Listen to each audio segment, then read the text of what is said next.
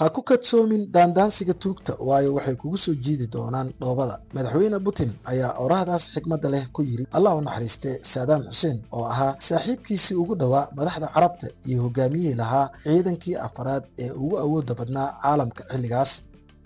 fariintaas uu Putin u soo diray Saddam wuxuu ugu dan lahaa inuusan ku dhicin dabinka Maraykanka iyo reer galbeedka u dhigeen ka hor duulaankii Maraykanka iyo xulafadiisa ku qaadeen dalka Ciraaq sanadkii 2003. balse jawaabtii uu Saddam siiyey wafdiga Ruushka ka socday ee uu Putin u soo diray ayaa ahayd sidan: lagama yaabo inaan madaxeena raaricino wax walbo dhaca, waan dagaalami doonaa keligeen, ama waa guulaysan doonaa, ama waxaan u dhiman doonaa si sharaf leh annagoon madaxeena hoos u dhigin. haa, sidaas ayuu Saddam ku yidhi Putin. dhinaca kale, miiskan dheer waxa uu shir uga socday madaxda isbahaysiga NATO waxayna dejinayeen qorshaha weerarka Ciraaq, halka madaxda carabta intooda badan ay taageersanaayeen in Maraykanka uu weeraro Ciraaq, iyagoo xilligaas Saddam u arkayey khatarta ugu weyn ee ay wajahayeen.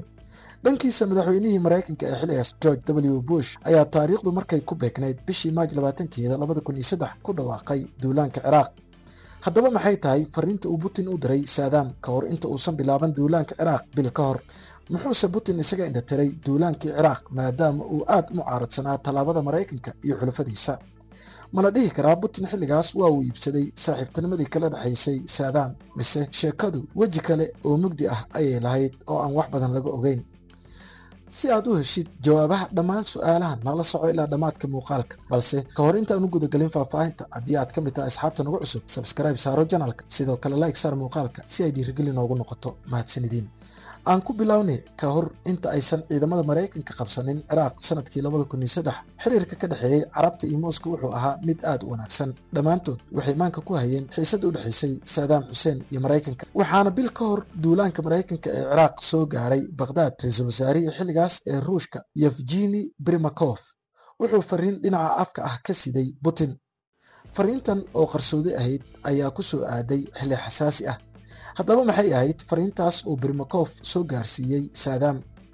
falanqeeyaasha ayaa isku dayey inay ogaadaan waxa ay dhab ahaantii ahayd fariintaas, laakiin nasiib darro lama ogaan karin ilaa uu Primakov kala kulmay Saddam Hussein. Primakov wuxuu dalbaday keliya inuu la kulmo Saddam si uu u gaarsiiyo fariinta. waxaa loo qabtay balan, wuxuuna kula kulmay madaxweyne Saddam qasrigiisa. wuxuu ku yidhi sidan: mudana madaxweyne, si loo badbaadiyo Ciraaq waxaan kuu soo jeedinaynaa inaad xukunka ka degtid, dalkana aad ka qabanqaabisid doorasho guud, sidoo kale aad Maraykanka iyo xulafadiisa u jeedisid khudbad aad ugu xaqiijinayso in Ciraaq aysan damacsanayn inay samaysato hubka waxgumaada ee nukliyeerka. Saddam markii ay dhegihiisa ku dhibceen hadallada Primakov wuxuu yaqiinsaday inuusan haysan saaxiib ama xulufo, Maraykanka iyo xulafadiisana uu keligiis wajihi doono. wuxuu kaloo ogaaday in Ruushka uusan taageeri doonin Ciraaq. haddaba sidee ayuu Saddam uga falceliyey soo jeedinta fariinta uga timid Putin? bilowgii Saddam si aad u degan ayuu u dhageystay fariinta uu soo gaarsiiyey wakiilka ka socday Putin, waxaana uu Primakov u qaatay in Saddam uu ku qancay fariinta la soo gaarsiiyey uuna iscasilayo si loo badbaadiyo Ciraaq, gaar ahaan maadaama fariinta Moscow ka timid ay xaqiijinayso in Ruushka uusan awood u lahayn inuu soo farageliyo xaaladda si loo badbaadiyo Baghdad. laakiin jawaabta uu kala kulmay Saddam waxay noqotay wax cagsi ku ah jawaabta uu filinayay Primakov. isla markii uu hadalka dhammaystay, Saddam wuxuu xubnihiisa ugu sarreeyey golihiisa xukuumadda ka dalbaday inay kulanka ku soo biiraan. waxaana ka mid ahaa xubnaha kulankaas soo xaadiray Taariq Casiis, Sacduun Xamaadi iyo Cabdixamiid Maxamuud Al-Tikriti.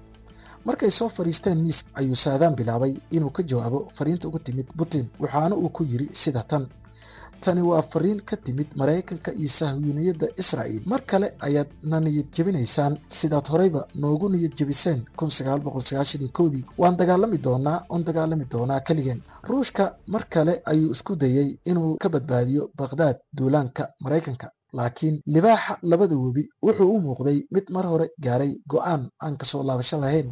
go'aankaasoo ahaa inay ka guulaystaan Maraykanka iyo dabadhilfiyadiisa, ama inay si sharaf ah ku dhintaan. dhinaca kale, falanqeeyaashu waxay qabaan in sababtii uu Putin xilligaas u garab istaagi waayey Ciraaq ay ahayd in xilligaas Ruushka uusan si fiican agihiisa isugu taagin. sababta kale waxay ahayd in Ciraaq oo markaas ahayd dalka afraad ee ciidan ahaan ugu awooda badnaa caalamka, shacabkiisana aysan marnaba aqbali doonin faragelinta Maraykanka. sidaas darteedna Ciraaq ay noqon doonto dabin ay ku dhacaan ciidamada Maraykanka. muqaawamada Ciraaqiyiintana ay magaalooyinka Ciraaq ugu bedeli doonaan qabri lagu aaso damaca Ameerikaanka uu ka lahaa mandiqadda. kadib markii maraykanka uu ku duulay ciraaq. waraysi lala yeeshay Putin wuxuu yidhi sidan: marmarsiyo caynkee ah ayay Ameerikaanku ku galeen Ciraaq. waxay noo sheegeen in Ciraaq ay hormarinayso hubka waxkumaada. way galeen, wayna burburiyeen, waxay ka dhigeen hooy argagixiso. kadibna waxaa u caddaatay inay qaldameen. waxay noo sheegeen in la siiyey xogo sirdoon oo qaldan. sidoo kale Putin oo qoslaya wuxuu mar kale yidhi, taasi waa yaab. waddan dhan ayay ku burburiyeen xogo sirdoon qaldan. taasi waa marmarsiyaha ay haystaan. waxaa caddaatay in Ciraaq aysan haysan hubka waxkumaada. wax ka yar hal sano kadib daldalaadii Saddam Hussein, Putin wuxuu yidhi, muddo yar ka hor waxaa la fuliyey xukunka dilka Saddam. ma doonayo inaan faalo ka bixiyo dhacdadaas, laakiin waxaan isweydiinayaa maxaa dembi ah oo ay ku xukumeen. eedeymaha ma waxay ahaayeen in looga aarguday tacadiyadii Shiicada iyo inuu dilay 147 ruux. Putin marka uu saas leeyahay wuxuu doonayay inuu Ameerikaanka iyo xulfadiisa ku fadeexeeyo tobanaanka kun ee reer Ciraaq ee ay xasuuqeen, iyagoo marmarsiyo ka dhiganaya inay doonayaan inay ka takhalusaan keligii talis.